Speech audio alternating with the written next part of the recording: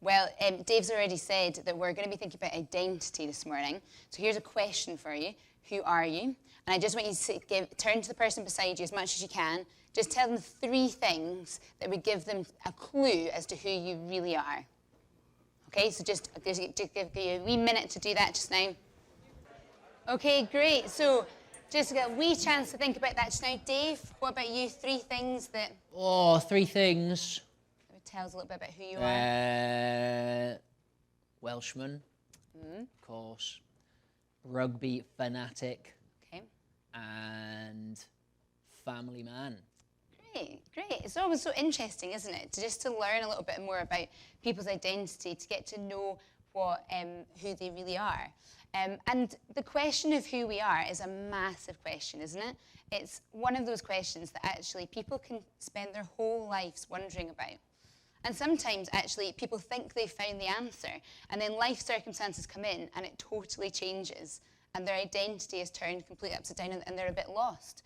And actually, sometimes in sport, that can be the case, can't it? So many elite sports players, they actually say that they die twice. When they retire, when their sporting careers are over, it's actually, their sport is so wrapped up in their identity, they actually feel like they've died and they have to work out again, actually, who are they? And it's a massive topic for this world. And what we're going to think about this morning is we're really going to think about what does Peter have to say about the Christian's identity? What does the Bible have to say about the Christian's identity? And so we're going to have another look back in 1 Peter, and we're going to look at 3 things this morning. We're going to look at the what of the Christian identity. So what is the Christian's identity? We're going to think about the how. So how is this identity? How do we get this identity? And we're going to think about the why. For what purpose, for what reason are we given these identities? So these 3 things, the what, the how, and the why. So Dave, could you read for us just the first verse here? So this is 1 Peter 2, verse 9. Yeah, but you are a chosen people, a royal priesthood, a holy nation, God's special possession, that you may declare the praises of him who called you out of darkness into his wonderful light. Great, thanks, Dave. So there are just like 4 incredible statements about the Christian's identity in these verses. So have a look at them. We're just going to look at each of them for a moment. The first one, he says you're a chosen people. If you're a Christian, that means God has chosen you. He's chosen you specifically. He's chosen you purposefully for a reason, you specifically. It's an amazing statement that the God of all the universe has chosen you to be part of his people. That's the first one, that you're chosen as a Christian. The second one is about being a royal priesthood. Now, you might think, wait a minute, I am no priest. But this is what Peter's talking about is actually in the Old Testament. The priests were people who were set apart from the community of believers to fulfill a certain calling to God. But in the New Testament, what Peter's showing is actually if you're a Christian, then every Christian, no matter who you are actually set apart to serve God. You've got a role to play. And what that looks like, actually, is that looks like showing other people God's grace, God's mercy, telling other people about God, praying for them as well. All of these things actually come into being part of his priesthood. And it mentions royal priesthood. How can you be royal? Well, it's because actually it's who you serve. It's because as Christians, we serve the King of Kings, the King of the universe. We're set to serve him, which is where the royal part comes into. So we're chosen, we're set apart to serve, and then we're onto holy nation. Now that word nation can actually be translated to being race. See, when you become a Christian, you don't just become a Christian on your own. You become part of God's people, a new race, a completely new race that actually transcends all of our categories of race, of gender, of anything like that. We become part of God's people, a holy nation for God. And then this last one here, God's special possession. The picture Peter is actually trying to paint here is actually of a king who has got, in his kingdom, he has got all kinds of treasure. The whole of the kingdom, everything in his kingdom actually belongs to him. But actually in his house, in a room, he's got a special chamber. And there he keeps his most precious, treasured possessions. And that's what Peter's saying about Christians. If you're a follower of Jesus, that's how God feels towards you. The whole of creation, the whole of the universe, the stars, the moon, the sun, all of that belongs to God. But if you're a follower of Jesus, it's like he's got a special chamber where he keeps his most treasured possession, and that's you. It's an incredible thing to think about as a Christian, that we're chosen, that we're set apart to serve, that we're part of this new race, and that we are God's treasured possession. Unbelievable. That's the Christian's identity. So Dave, I wonder, just, you're a rugby coach. Yeah. Is that right? An amazing idea that that we have this identity of Christian. Does that make any difference to the way you view yourself as a rugby coach? Yeah, 100. As you're saying it, I'm thinking to myself, whoa. As a coach, you're so often judged, aren't you, by the win or the loss, the way that the team plays. We've seen it with all the Euros, and that I feel that way all the time with the rugby team that I coach with, that I'm almost defined by the performances of the team.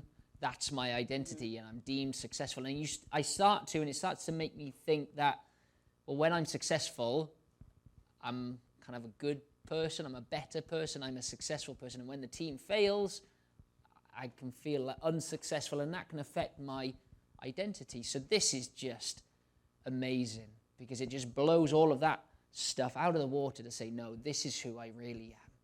I'm in God's team. I'm defined by him. My identity is in that stuff, not in the performance of the rugby team. So yeah, it's brilliant.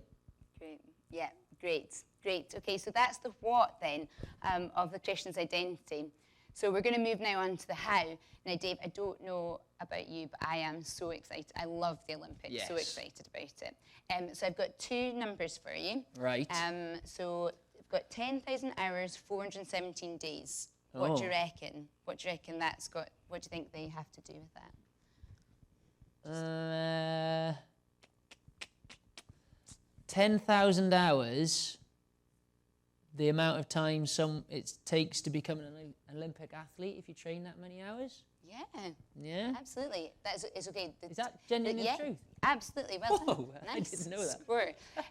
Yeah, and 417 days is just how long it would, those are the number of days, 10,000 hours. So some guy has spent his life, we can ask questions about that later, working out how many hours of training is the minimum amount of training that you need to do if you really want to get to the pinnacle of your sport. 10,000 hours, equivalent to 417 days of training. Now, Michael Phelps, US swimmer, he's, I think, the most successful Olympian of all time. 28, I think it is, medals. Ridiculous. Not bad. He competed first of all at the age of 15 in Sydney in 2000. By that time, he had surpassed this. He'd done more than 10,000 hours of training. Simone Biles, gymnast, US, was she 19 when she was competing in Rio? Again, she'd surpassed this way before. I worked out it would take me 64 years at my current training rate to achieve that. That's running for about 3 hours a week. It would take me 64 years. So maybe the Senior Olympics, I'm not sure. I've got a chance. But it's absolutely crazy, isn't it? That's the minimum amount of things that you have to do in order to achieve an Olympic identity, like maybe even an Olympic medal. So what about the Christian identity then? How do we get a Christian identity? How is that achieved? Well, if you have a look in verse 10 here, it says this: once you were not a people, but now you are the people of God. Once you had not received mercy, but now you have received mercy.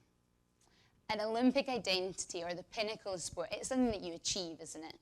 But this is not what Peter is saying about the Christian's identity. The Christian's identity is received. It's not achieved. It's given as a gift from God, an amazing gift from God. And did you see what it is? The difference is mercy. And mercy is just God not punishing us the way we deserve for the rebellion against him. It's completely within his right to punish us for our rebellion from him, but he chooses not to. If you're a Christian here, I'm sure you know why that is. You know that is because he instead put the punishment for all that we'd done wrong on Jesus on the cross. And instead we got actually what his perfect life deserved. That's how we've got this identity as a Christian. It's not something that we can take pride in, as if, like the Olympic medals, you think, well, I've put all this work in, I've gone to church, I've pitched up, I've read my Bible, anything like that. No, it's not something we can do that with, because it's something that is received, not achieved. And it's free. It's an amazing thing. If you're a Christian, you've freely received this from God. If you're not a Christian, the offer is there. The offer is there to receive this mercy from God and receive this new amazing identity in God, in Jesus. So it's something that we receive, not achieve. Now, Dave, I wonder if you could, that's the how. We're going to move on now to think about the why. So why don't you read for us this whole section again, so we'll go from verse 9 to 12 for us. That would be great. But you are a chosen people, a royal priesthood, a holy nation, God's special possession, that you may declare the praises of him who called you out of darkness into his wonderful light. Once you were not a people, but now you are the people of God. Once you had not received mercy, but now you have received mercy. Dear friends, I urge you, as foreigners and exiles, to abstain from sinful desires which wage war against your soul.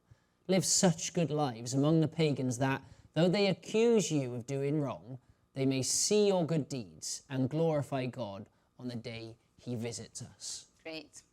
Well, do you know, Dave, before I came to Sports Plus, I made a wee new purchase. I bought myself a new pair of trainers. Very exciting. Nice. Always exciting, a new trainer. Yep, absolutely thrilled about them. Great pair of trainers. So I bought these before we came. But let's face it, it would be utterly mental if I just went, right, and popped these in a cupboard somewhere and never took them out, never wore them, just left them there. That would be mental. These trainers would not fulfill their purpose to run through muddy puddles and to go up trails and all the rest of it, would they? Not at all. It would be a bit strange, to be honest with you. It would be a bit strange. And the thing is that I bought these at a price, so I'm going to use them. I'm going to put them to the purpose that they were bought for. And the thing is, if you're a Christian, you've been bought at a price too. And you've been given a new identity. And it's for a purpose, for a new purpose, for a transformed purpose. And in these verses, Peter tells us what that purpose is, what that new purpose is. So have a look. There's two things he speaks about. He speaks about worship and he speaks about witness. So have a look at verse 9 there. It says there that you may declare the praises of him who called you out of darkness and into his wonderful light. So the first thing actually that Peter's showing us is that once we have this identity in Jesus, we're to live in response to that. We're to live in response by worshipping him. And we can do that in so many different ways, just showing how great, how wonderful he is, doing things that just bring a smile to his face. That's our worship that we're called to. And it's also then the witness. Did you see in verse 12 there? It says that they may see.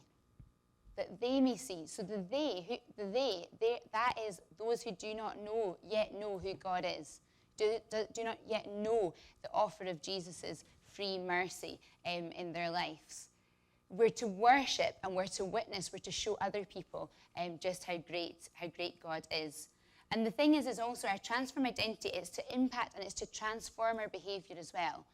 Peter says again in there, he says that we're to wage war against sin. Is that actually, if you're a Christian and you've been given this new transformed identity, then we are at war. I mean, he's not, it's quite serious language, isn't it?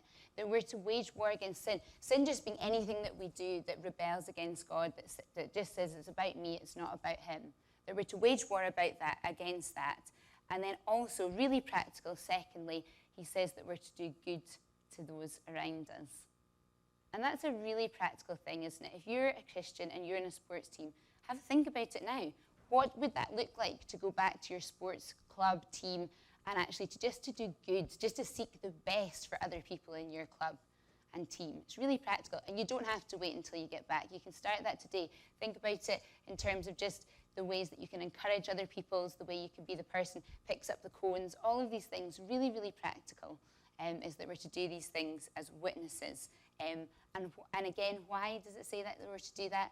It's that they may see, and maybe one day that they might come to know God, and actually that they might find this new transformed identity and join in that amazing new purpose of showing just how great and wonderful God is. So Dave, this idea of worship and witness, I mean, what does that, for you, what does that look like in your sport? Yeah, it took me a while to get my head around this, that my sport could actually be a place where I could worship God. Because so often I think about it at maybe church, standing, singing, and obviously that is one way, but there's so many other ways that I can. And now I realize actually my coaching, the way I actually coach, can be a way of kind of making God smile, being enthusiastic, encouraging, being planned, doing things that he would approve of, not because I have to, because I get to and I want to. So yeah, I think that's one of the areas within my coaching. Particularly one of the things is as well, the language that I use. It's quite easy to motivate people, but to say words that probably wouldn't be very wholesome and helpful words to say to people. So I try to bite my tongue and not say words, offensive words or swear words. And I hope that pleases God. But at the same time, do you know what? Some of the guys have noticed it. Okay. And they, why don't you swear, Dave? And I think I'm starting to see that that's another way of witnessing, and they ask questions and then through that we've managed to have some conversations about Jesus. So yeah, things like language, things like behavior, things like looking out for some of the boys when they get injured and just sending them a text afterwards. I'm hoping that these things make God smile, because I just want to make him smile because of what he's done for me. And I also hope that these things make a difference and the boys see something of Jesus in my life. Great. Thanks, Dave. Okay, so we started off, didn't we, about thinking about, who you are, and you got a chance to speak to the person beside you and tell them a couple of things or 3 things about who you are. But the thing is what Peter's really saying to us is actually the better question to ask, the most important question to ask is not actually who do we think we are. And the world's obsessed with identity and obsessed with telling us that the answers to those questions are inside of us. We just need to look inside and we'll find those answers. But actually, the Bible tells us that if we want to understand who we are, it actually comes from the outside of us. It actually comes from God. And actually, the best question that we can ask is not who do we think we are, but it's actually who does God say that we are.